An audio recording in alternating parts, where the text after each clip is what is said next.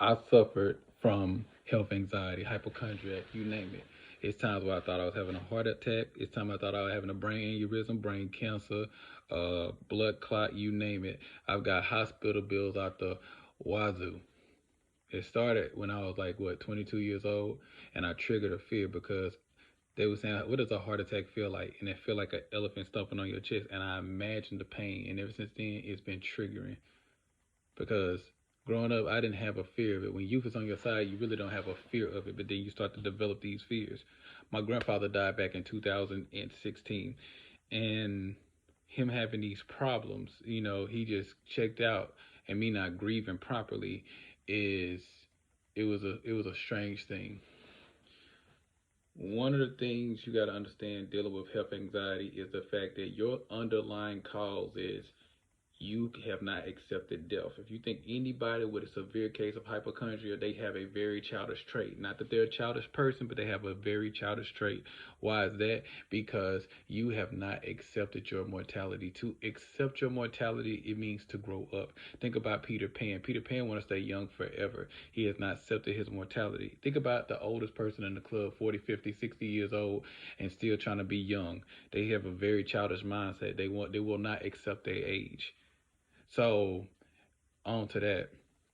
But this is how life is. You got to start accepting death because death is not the enemy. Death it comes to relieve you. When that pain that you're feeling that pain you feeling gets too unbearable, death comes to relieve that pain. If you start looking at death in a different light, death is actually your friend.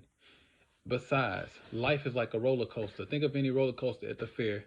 You can't be on a ride, you just getting on thinking, dog, I'm gonna have to get off the ride soon. No, enjoy your ride and get off because there's other people in line waiting to get on this ride. There's other people in line waiting to get on this very ride that you on. You can't stay on this ride forever. You cannot be that selfish. You gotta go to the next phase. And I know you cling to this reality. And another thing is you've been taught to learn that death is a bad thing when it's really not. It's not a punishment, it's a law. When you grow up in a religion, it's ingrained into you that we die because of what somebody else did. So it's a bad thing. It's associated with something bad. And people use religion to control people. But if you're looking at it from a true scheme of things, you will understand that it's not because the animal didn't eat from the Garden of Eden. Everything dies, tree dies, the tree didn't eat itself. It's a law.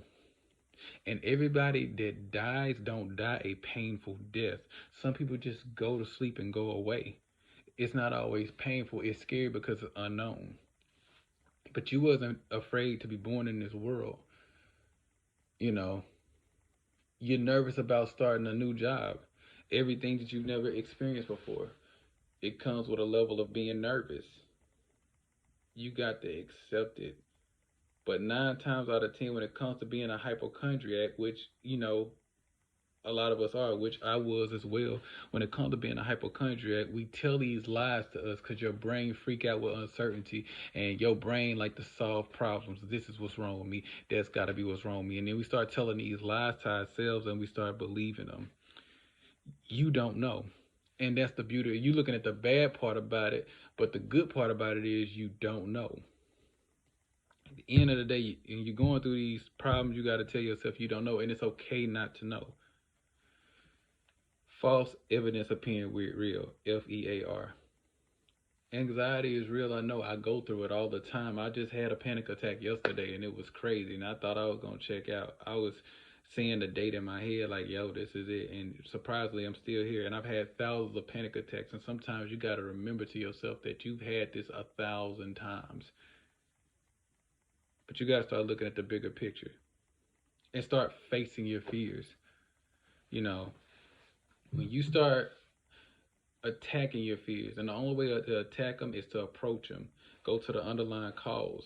And that's what helped me a lot on my journey when it comes to this life. Anything that I'm scared of, I learned that you gotta you gotta overcome it. To stay scared of something, that's when you start to minimize your growth.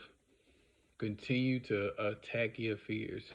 Continue to embrace greatness and walk in positivity. Let the light in you shine so bright that it illuminate the path for others to see in themselves. Always go within so you don't go without.